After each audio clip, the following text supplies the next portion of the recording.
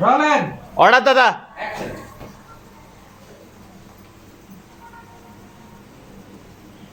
মম মম কি হয়েছে? হ্যাঁ জানো কি হয়েছে? কি? আমি না নিচে আছি না, চাচুর মুখে আগুন ধরতে দেখেছি। আমি প্রচন্ড ভয় পেয়েছি। পরে দাদিকে বললাম, দাদি বললো এটা কিছু না, কিন্তু মা বিশ্বাস করো আমি প্রমিস সত্যি চাচুর মুখে আগুন জ্বলছিল। আচ্ছা, আমি তো ভয় পাচ্ছিলাম যে চাচুর মুখ থেকে না আবার গায়ে আগুন ধরে যায়। তুমি কোথায় দেখেছো? নিচে? হ্যাঁ হ্যাঁ মাম, নিচে। তোমার চাচুর মুখে আগুন? আচ্ছা, তুমি ভয় পেও না। ওসব কিছু না, তোমার চাচুর কিচ্ছু হবে না। কিন্তু মাম তুমি বিশ্বাস করো সত্যি আগুন জ্বলছিল। আমি তোমার চাচুর সাথে কথা বলবো। তুমি শান্ত হয়ে বসো। তুমি একটু দেখো চাচু ঠিক আছে কিনা। ঠিক আছে।